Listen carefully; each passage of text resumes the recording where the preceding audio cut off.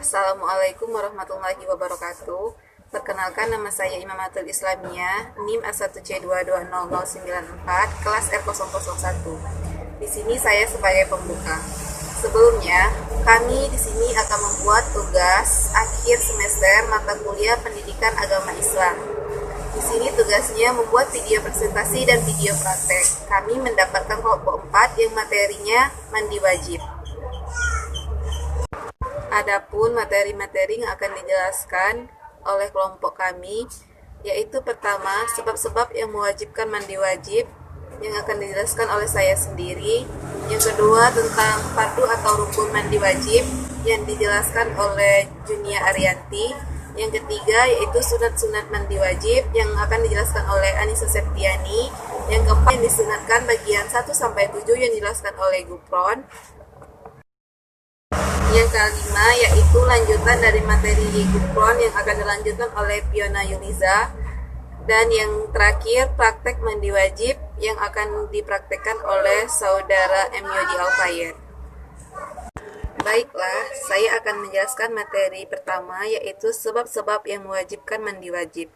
Sebelum ke materi, kita mengetahui apa itu mandi. Mandi menurut syara berarti meratakan air ke seluruh tubuh atau seluruh badan untuk membersihkan atau mengangkat hadas besar. Sebagaimana yang kita ketahui bahwa sholat baru sah apabila suci dari hadas besar dan hadas kecil. Cara menghilangkan hadas besar yaitu dengan mandi wajib atau mandi junub, yakni membasuh seluruh tubuh mulai dari puncak kepala atau ujung rambut sampai ke ujung kaki. Nah, sudah tahu kan apa itu mandi? Selanjutnya kita masuk ke materi sebab-sebab yang mewajibkan mandi wajib. Yang pertama yaitu hubungan kelamin atau seks, yaitu bertemunya dua kelamin laki-laki dan perempuan, baik keluar mani ataupun tidak keluar mani. Jadi setiap kita sudah melakukan seks, baik itu keluar mani atau tidak keluar maninya, kita diwajibkan untuk mandi wajib. Yang kedua, yaitu keluar mani yang disebabkan oleh mimpi dan lain-lain. Jadi, ketika seorang remaja laki-laki yang sudah mengalami mimpi basah, itu akan mengeluar mani, dan itu diwajibkan untuk mandi wajib. Yang ketiga, yaitu mati. Seseorang yang telah meninggal dunia dan seluruh badan itu telah mati, dan itu diwajibkan untuk mandi wajib.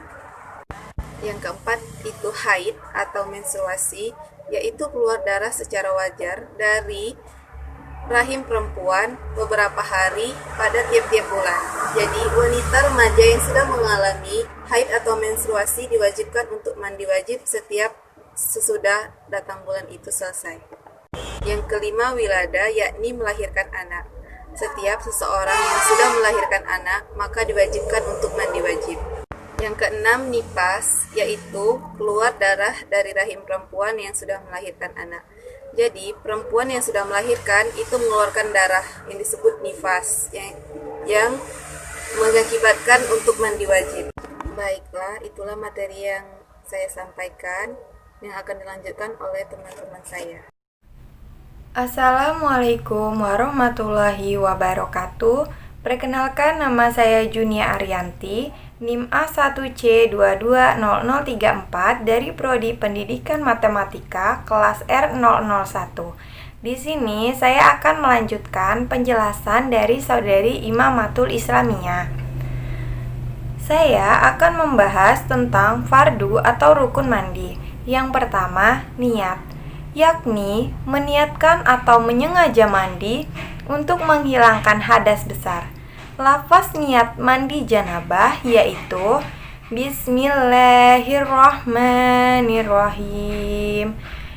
Nawaitul ghusla li rafil hadasil akbari an jami'il badani fardol lillahi ta'ala. Artinya, sengaja aku mandi untuk mengangkat hadas besar daripada sekalian tubuhku, fardu atasku, karena Allah Ta'ala. Yang kedua, membasuh seluruh badan. Yang ketiga, menghilangkan najis yang ada pada badan. Yang keempat, meratakan air ke seluruh rambut dan kulit. Assalamualaikum warahmatullahi wabarakatuh. Perkenalkan, saya Anissa Septiani, NIM A1C220003 dari kelas R001. Di sini saya akan melanjutkan penjelasan dari Saudari Junia Arianti, yaitu saya akan menjelaskan tentang sunah-sunah mandi.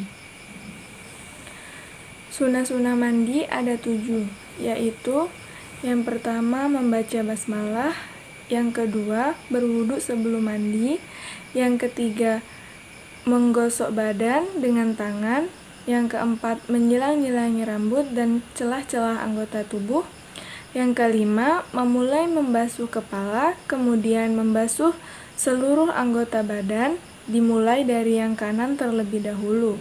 Yang keenam, meniga-kalikan pembasuhan anggota badan.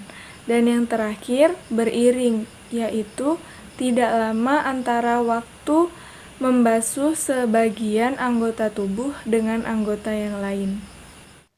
Assalamualaikum warahmatullahi wabarakatuh. Perkenalkan, sebelumnya nama saya Muhammad Gupron dengan NIM A1C220053. Di sini saya membahas tentang mandi-mandi yang disunnahkan, yang artinya bahwa mandi ini jika kita laksanakan mendapat pahala, dan apabila kita tinggalkan tidak berdosa. Nah, apa saja mandi-mandi tersebut? Yaitu yang pertama yaitu mandi orang yang baru masuk Islam, atau yang kita lebih kenal dengan mu'allaf ya. Jadi mereka itu disunnahkan untuk mandi ya, namun berbeda dengan orang yang sudah pernah junub atau janabah sebelumnya ya. Contohnya seperti perempuan yang haid. Nah, maka setelah masuk Islam dia diwajibkan mandi untuk mengangkat junubnya tadi. Berbeda dengan orang yang belum pernah junub ya. Contohnya saja seperti anak yang belum balik, dia masuk Islam maka hanya disunnahkan saja untuk mandi. Nah, kemudian yang kedua yaitu mandi orang yang baru sembuh dari gila dan pingsan. Nah, jadi orang yang baru sembuh dari gila itu disunnahkan untuk mandi. Nah, sama dengan yang pertama tadi ya. Apabila dia waktu masih gila pernah berjunub ya, kemudian saat waras dia sadar, maka dia diwajibkan untuk mandi. Namun apabila dia tidak ingat waktu masih gila apakah pernah berjunub atau tidak, nah maka dia hanya disunnahkan saja. Nah, kemudian yang ketiga yaitu mandi untuk melaksanakan sholat Jumat. Berdasarkan sebuah hadis ya, yang diriwayatkan oleh Bukhari, yang berbunyi an Abdullah bin Umar radhiyallahu anhuma anna Rasulullah sallallahu alaihi wasallam qala idza jaa ahadukumul jum'ata falyaghtasil, yang artinya dari Abdullah bin Umar radhiyallahu anhu bahwa Rasulullah sallallahu alaihi wasallam bersabda, jika salah seorang kalian mendatangi salat Jumat, hendaklah ia mandi. Hadis riwayat Bukhari. Nah, adapun waktu dalam pelaksanaan mandi untuk sholat Jumat ini yaitu mulai dari terbitnya fajar atau sholat subuh hingga masuknya sholat Jumat, hingga masuknya waktu sholat Jumat. Jadi kalau kalian mandi saat maghrib malam Jumat maka itu tidak dapat sunnahnya. Atau mandi saat orang azan Jumat, nah itu juga tidak dapat sunnahnya. Nah, kemudian yang keempat yaitu mandi untuk melaksanakan sholat Idul Fitri. Dalam sebuah athar dikatakan ya, riwayat Ibnu Umar radhiyallahu anhuma yang berbunyi An-Nafi'i Abdullah bin Umar kana yaghsilu yaumal fitri qabla ay yaghduwa ilal musalla, yang artinya dari Nafi, ia berkata bahwa Abdullah bin Umar biasa mandi di hari raya Idul Fitri sebelum ia berangkat pagi-pagi ke tanah lapang. Nah, athar ini diriwayatkan oleh Imam Malik dan Imam An-Nawawi, dan athar ini juga sahih. Nah, adapun waktu untuk pelaksanaan mandi sholat Idul Fitri ini dari separuh malam ya, separuh malam menjelang sholat Id, berarti jam 12 malam. Jam 12 malam itu boleh kita mandi. Dan juga untuk perempuan yang sedang haid atau nifas itu juga boleh, tetap mendapatkan sunnahnya. Nah, kemudian yang kelima yaitu mandi untuk melaksanakan sholat Idul Adha. Nah, ini sama seperti Idul Fitri tadi ya, waktu pelaksanaannya separuh malam sebelum sholat Id dimulai ya. Sama juga perempuan yang sedang haid atau nifas juga boleh melaksanakan mandi ini dan tetap mendapatkan sunnahnya. Nah, kemudian yang keenam yaitu mandi untuk melaksanakan sholat istisqa ya. Sholat istisqa ini meminta hujan. Banyak sunnah sebelum melaksanakan istisqa ini, contohnya saja seperti berpuasa, bersedekah, dan salah satunya adalah mandi. Karena dikhawatirkan Allah tidak menurunkan hujan itu karena banyaknya dosa kita. Nah, kemudian yang ketujuh, maaf. Yang ketujuh yaitu mandi setelah memandikan mayit, ya. Dalam sebuah hadis dikatakan, ya, dari Abu Hurairah, Nabi Shallallahu alaihi wasallam bersabda, "Min ghuslihil ghuslu wa min hamlihil wudu'u." Yang artinya setelah memandikan mayit, maka hendaklah mandi, dan setelah memikulnya hendaklah berwudu. Hadis ini diriwayatkan oleh Imam Tirmidzi dan disahihkan oleh Syekh Albani. Nah, baik, untuk pembahasan selanjutnya akan dijelaskan oleh teman kami, Fiona. Assalamualaikum warahmatullahi wabarakatuh. Perkenalkan, nama saya Fiona Eliza, NIM A1C220051. Di sini saya akan melanjutkan penjelasan dari Gufran. Yang ke-8, ada mandi waktu akan berihram. Ketika hendak melaksanakan ihram, baik ihram haji ataupun umroh, setiap orang yang hendak melaksanakan ihram, baik itu perempuan ataupun laki-laki, ataupun perempuan yang sedang haid ataupun nifas, disunahkan untuk melaksanakan mandi. Hal ini berdasarkan hadis riwayat Imam Tirmizi dari Zaid bin Syabit. Zaid bin Syabit melihat Nabi Shallallahu Alaihi Wasallam melepas bajunya untuk membaca talbiyah saat ihram dan beliau mandi. Yang kesembilan, ada mandi ketika masuk kota Mekah. Mandi ketika hendak masuk kota Mekah, yaitu disunahkan di Zitua, dengan niat memasuki kota Mekah. Dari Zitua merupakan sebuah tempat yang berada di sisi pintu gerbang Mekah. Dalam hadis Sahih Muslim dan Bukhari disebut bahwa Rasul tidak langsung masuk ke Mekah tetapi bermalam di Zitua dan mandi di sana, kemudian masuk Mekah di siang hari. Yang ke-10, ada mandi ketika wukuf di Arafah. Saat hendak wukuf di Arafah, setelah matahari zawal atau condong ke arah barat, ulama mazhab baik Maliki, Hanafi, Syafi'i, dan Hambali sepakat perihal anjuran mandi terlebih dahulu ketika hendak wukuf di Arafah. Hal ini berdasarkan hadis riwayat Imam Malik dalam kitab Al-Muwattah dari Imam Nafi. Sesungguhnya Abdullah bin Umar mandi terlebih dahulu sebelum ihram, sebelum masuk kota Mekah, dan ketika untuk wukuf pada saat sore di hari Arafah. Yang ke-11, ada mandi ketika bermalam di Muzdalifah. Mandi saat bermalam di Muzdalifah dilaksanakan ketika pagi hari raya Kurban. Hal tersebut dikatakan oleh Imam Nawawi dalam Al-Minhaj. Yang ke-12, ada mandi ketika akan melontarkan jumrah. Ketika melempar jumrah pada hari-hari tasyrik, setelah matahari zawal atau condong ke arah barat, disunahkan mandi ketika hendak melempar jumrah, karena akan berkumpul dengan saudara-saudara yang lain.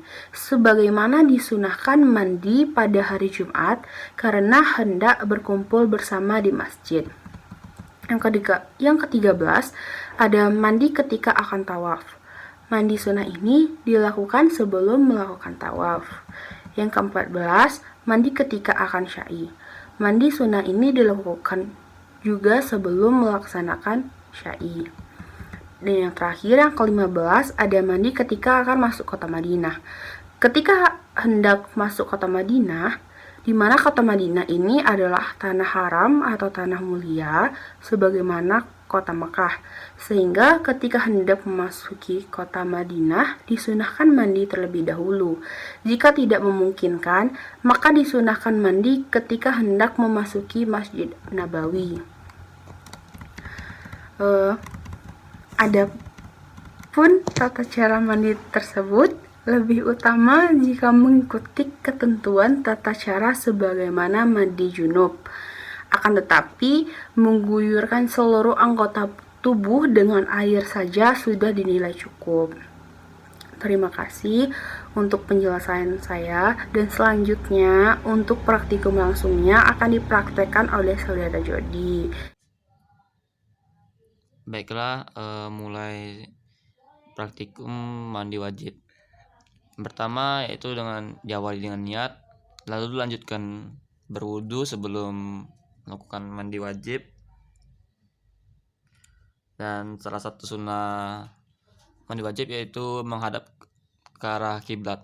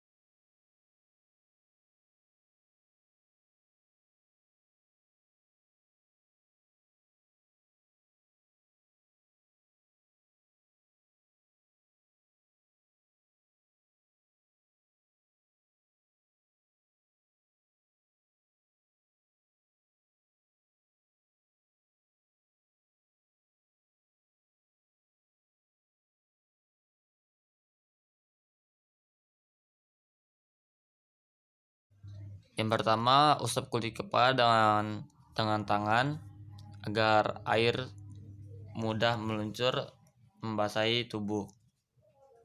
Lalu siram dari atas, dari bagian kanan duluan, lalu di bagian kiri, lalu lanjut ke bagian tengah. Setelah disiram seperti itu, mandilah seperti biasa dan alhamdulillah selesai. Baik, seperti itu praktikum mandi wajib. Semoga bermanfaat dan jangan sering-sering.